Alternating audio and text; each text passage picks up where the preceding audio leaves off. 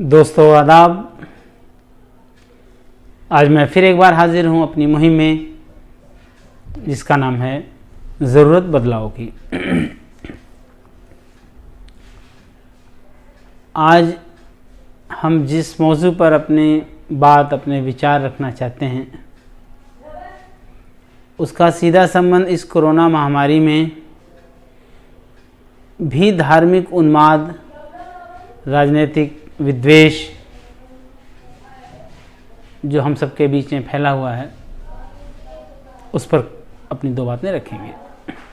हम आज की डेट में ये नहीं समझ पाते कि हमें हर एक हिंदू मुसलमान बेरोज़गारी के दौर से गुजर रहा है। आने वाले दिनों में बेरोज़गारी और बढ़ेगी। मरने को सब बराबर से मर रहे हैं, सबके घर से लाशें निकल रही हैं, लेकिन फिर भी हम ख़ास करके सोशल मीडिया को जब देखते हैं तो बड़ी तकलीफ़ होती है कि कहीं कोई गंगा नदी में बहती हुई लाशों पर कमेंट कर रहा है, कहीं कोई मुसलमानों को देशद्रोही बता रहा है। क्या ऐसे हालात में भी हम इस हालत में हैं, ऐसे दौर में भी हम इस हालत में हैं कि एक दूसरे के पीछे पड़े रहें? शायद इसके पीछे कोई शक्तियाँ काम कर रही हों, और श्योर है कि कोई शक्तियाँ तो काम कर ही रही हैं, लेकिन क्या इन हालात में भी हम अपने आप को नहीं बदल पाए, इन हालात में भी हम अपने आप को नहीं समझा पाए, तो फिर क्या उम्मीद करेंगे भाई? मैं अपने हर एक भाई से ये कहना चाहूँगा, देखिए, अगर हम आबादी के लिहाज से देखते हैं तो अगर हम मुसलमानों को छोटा भाई और अपने हिंदू भाइयों को बड़ा भाई मान लेते हैं, तो आप ये बताइए कि क्या हमारे बिना आप देश में रहने की तो सोच नहीं सकते? आई डोंट थिंक कि आप ऐसी परिकल्पना सोच रहे होंगे कि हम को हटा देंगे या मुसलमानों को हटा देंगे, भगा देंगे देश में। जो चीज़ संभव नहीं, ये रूट लेवल पर हर एक गांव, शहर, कस्बे, देहात के लोग भी जानते हैं कि ये तो संभव ही नहीं है।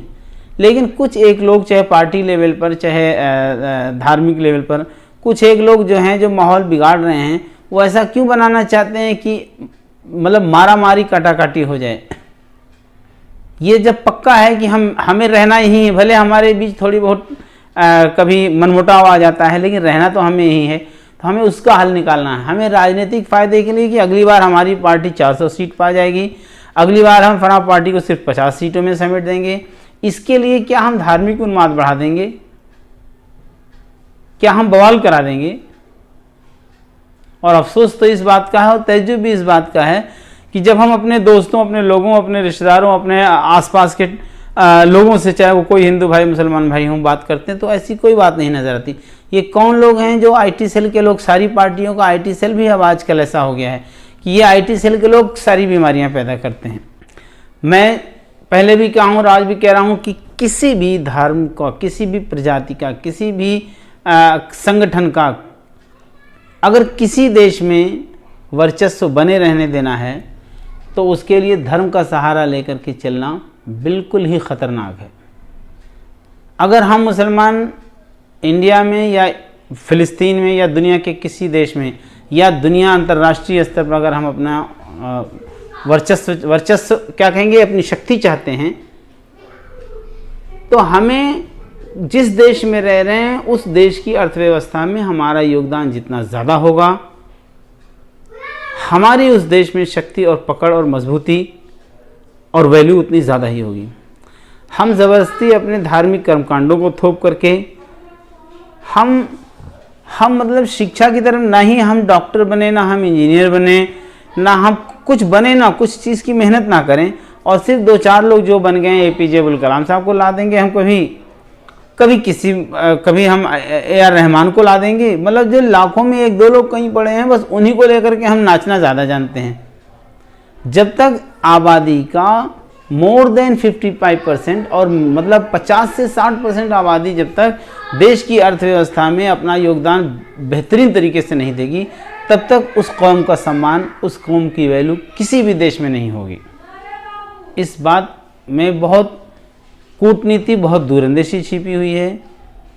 इसको मैं फिर एक बार दोहरा रहा हूँ, जब तक किसी कौम की उस देश में की अर्थव्यवस्था में योगदान नहीं होगा, और अर्थव्यवस्था में योगदान का भी एक लेवल होता है। आप अनस्किल्ड लेबर वाली योगदान का क्या होगा, अनस्किल्ड लेबर से आप कितना योगदान कर देंगे। अनस्किल्ड लेबर रहेंगे तो आपको हमेशा दबाया जाएगा, आपके हकों को मारा जाएगा। जैसे किसानों के हक क्यों मारे जा रहे हैं, अनस्किल्ड है इस वजह से उनके अधिकार मारे जा रहे हैं। आप देख लीजिए किसी कॉलोनी में, शहरों में आप जाते हैं, किसी कॉलोनी में जहाँ ऑफिसर्स की कॉलोनी होती है, वहाँ बिना कहे हुए नालियाँ साफ़ होती हैं। वहाँ कोई कंप्लेन और हल्ला झगड़ा करने नहीं जाता, उनकी सड़कें ज़रा सा टूटती हैं फिर से सही हो जाती हैं।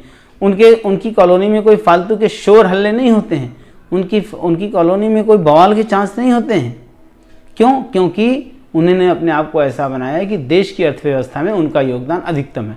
जिस कौम का, जिस प्रजाति का, जिन लोगों का देश की अर्थव्यवस्था में ज़्यादा से ज़्यादा योगदान होगा, वही कौम सर्वाइव करेगी। देखिए, मैं किसी एक मज़हब की बात नहीं कह रहा हूँ, सारे मज़हब ने जितनी जानें ली हैं उतनी जानें बचाई नहीं हैं। ये चाहे कोई मज़हब वाले हों, regardless of the name of this religions, मज़हब ने जितनी जानें ली हैं उतनी जानें बचाई नहीं हैं। मज़हब एकदम ज़ाती मामला है, बिल्कुल ही ज़ाती मामला। आप कितनी इबादत करते हैं कि नहीं करते हैं, किस तरह से इबादत करते हैं, आप अल्लाह को मानते हैं, ईश्वर को मानते हैं, ये बिल्कुल आपका ज़ाती मामला है। और इसमें किसी भी धर्म को किसी धर्म में नहीं बोलना चाहिए। ना हिंदू को मुसलमान के मज़हब इबादत वाले तरीके के बारे में बोलना चाहिए, ना मुसलमान को हिंदू के इबादत के तरीके में बोलना चाहिए।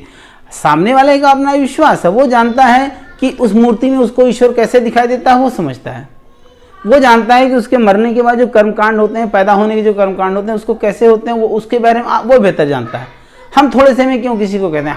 हमारे जो इबादत के तरीके हैं, ये हमें एहसास है कि हम उसमें कितना हमें पाप पुण्य मिलता है। तो इबादत के तरीक़ों पर हम क्यों बवाल करते हैं। इबादत के तरीके सबके अलग अलग हो सकते हैं। और किसको बेवकूफ़ बना रहे यार, ये दुनिया तो एक ही की है ना। किसको बेवकूफ़, ये ग्रुप बंदी है, ये पैरेलल सरकारें हैं। जैसे चुनी हुई सरकार होती है, जैसे गुंडों की एक पैरेलल सरकार होती है, जैसे पैसे वालों की एक पैरेलल सरकार होती है, जो अपने फ़ायदे के लिए, उसको मज़हब से कोई लेना होना देना नहीं होता। जिसको मज़हब से लेना देना होता है वो कभी झुंझलाता नहीं, वो कभी गोली बंदूक की बात नहीं करता।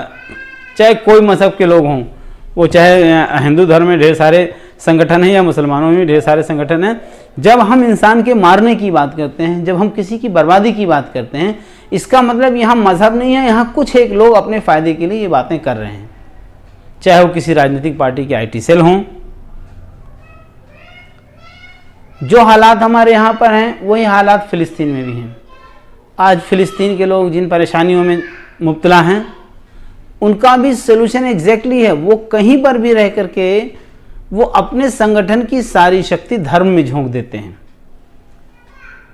अपने संगठन की सारी, मतलब आप धार्मिक चीज़ों को क्यों राजनीतिक चीज़ों से जोड़ करके रखते हो। आप इकॉनमी को, राजनीति को, कूटनीति को, विदेश नीति को, जितनी भी देश को चलाने की चीज़ें होती हैं, आप उस पर केयर ना करके आपने क्या तैयार किया भाई। आप 5000 साल पहले, 2005 साल पहले, 1000 साल पहले की युद्ध नीति को अपनाते हैं। जोश से तो तब लड़ा जाता है जब दोनों तरफ एक तरह के हथियार होते हैं। उनके पास भी कुल्हाड़ी है, मेरे पास भी कुल्हाड़ी है।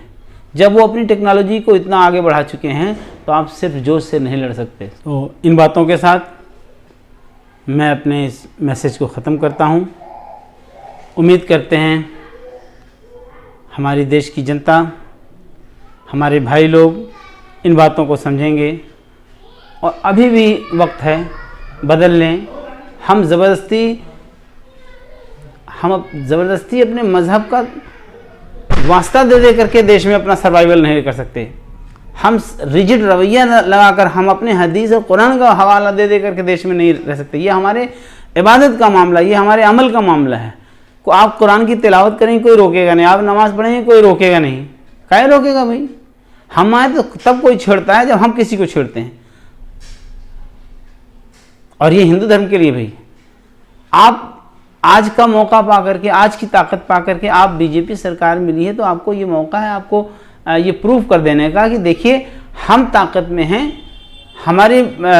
हमारी सोच के लोग मेजॉरिटी में हैं, तो हम ऐसे राम राज्य करते। राम राज्य ऐसा तो नहीं था ना साहब कि किसी को पकड़ के मार दिया, किसी को लिंचिंग में उड़ा दिया। राम राज्य ऐसा तो था नहीं। और ना ही ये है संभव कि आप हमारे बिना नहीं रह सकते, हम आपके बिना नहीं रह सकते, रहना इसी देश में है। क्या हम 20 करोड़ लोग को, क्या हम 20 करोड़ लोगों से ऊपर 20 से 25 से 30 करोड़ लोगों को क्या भारत से निकाल करके जी पाएंगे? नहीं संभव है ना। प्रैक्टिकली सोचिए, ये शायद नीचे वाले समझते हैं, ऊपर वाले समझते हैं, लेकिन नीचे वालों को बरगलाया जाता है। क्या आप 30 करोड़ लोगों को भगा देंगे? क्या ऐसा संभव है? क्या हो ही नहीं सकता।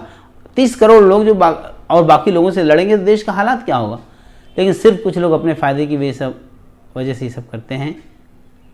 हम अपनी बातों को फिर समराइज़ करते हुए ख़त्म करते हैं ये बात।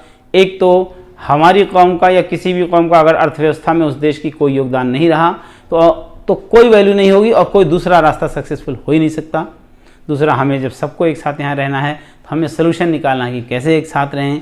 राजनीतिक पार्टियाँ अपने फ़ायदे के लिए ज़रूरत से ज़्यादा ना करें, और इस कोरोना जैसी महामारी के समय भी हम धार्मिक गंदगी ना फैलाएं। धर्म ने लोगों का नुकसान जितना किया उतना फ़ायदा नहीं किया है। धर्म ने जानें बहुत ली हैं, जानें बचाई बहुत कम है। शुक्रिया। अल्लाह हाफिज़।